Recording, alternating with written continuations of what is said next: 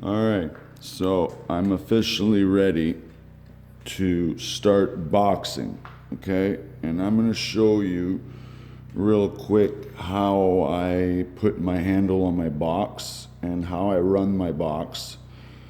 But this is my setup. I got 2 pails of mud ready at a medium consistency so it doesn't fall out of my bucket. Out of my box. And I set my on 2 boxes of mud so it's a nice comfortable height for me to reach.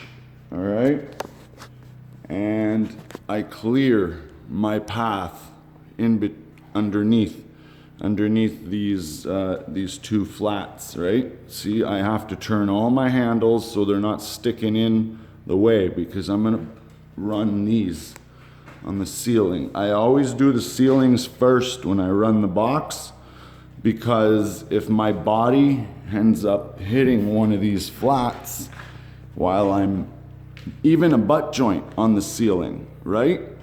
You might hit the wall. So you want to do the walls last so they don't get damaged, all right? So I'm just gonna pause it there and I'll show you how I pump it up and fix the box first. Okay, so I'm actually going to loosen it first, okay? But this is what I do. This is a handle with the brake assembly. Now I only have to use a short one because the ceiling is actually really low on this job. But this is what I wanted to show you, is I took the springs off both sides of this box, and this box only because it's got the axle that goes right through, or a hinge of some sort. So even while it's open, I don't really want to open it because it's a pain to get back in, but it's possible if you want to clean it. Okay, I could pull this door and it's still attached. While my other one, if I put no springs, this door will fall out even if it's locked, especially when it's over your head. So I only put 1 spring on my 12-inch box. But this one here, okay, stand it up.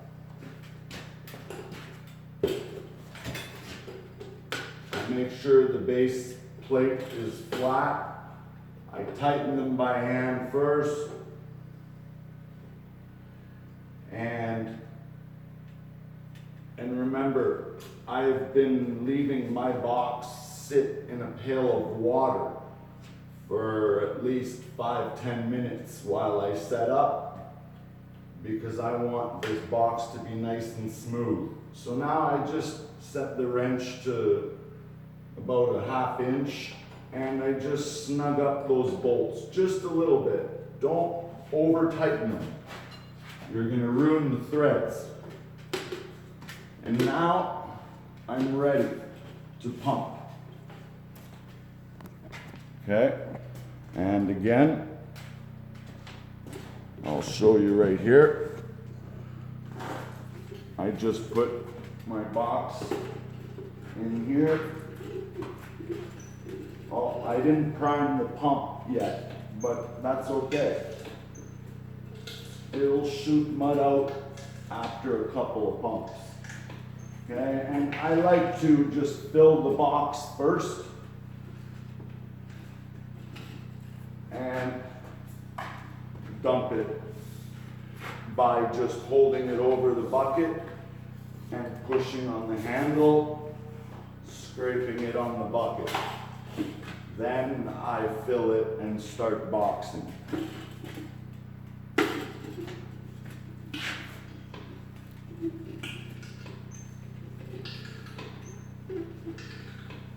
Now this Max box is really nice for first coat because you get the word's a little wore out, but you get, they say 50% more mud. So I always start with a number 1, because that's usually the good number.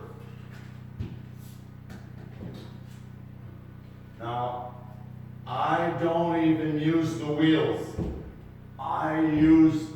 I want the wheels off the ceiling.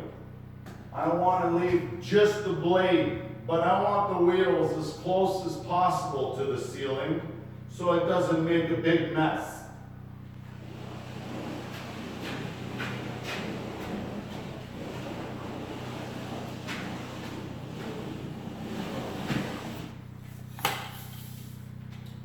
All right, and when you're done, I always wipe each edge of the box and the top and put it in. Now I could go the other way and clean it up.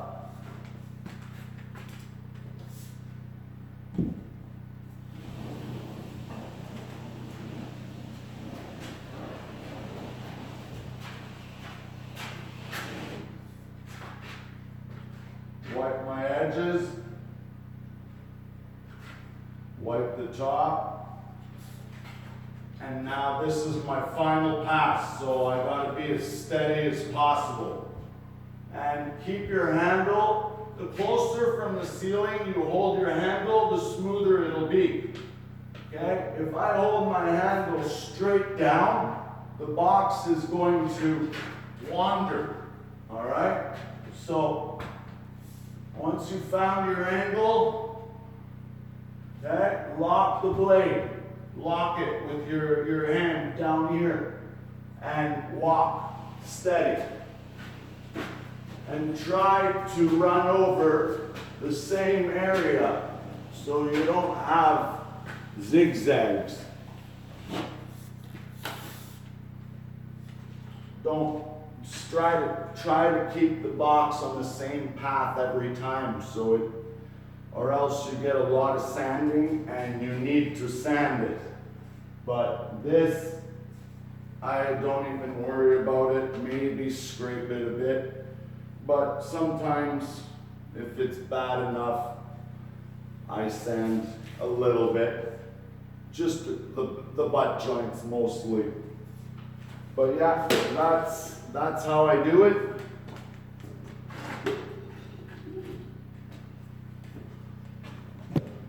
That's how I do it. Now I'm going to repeat this same procedure to every other joint, and I'll show you how I do the butt joint once all the flats are done on the ceiling for now.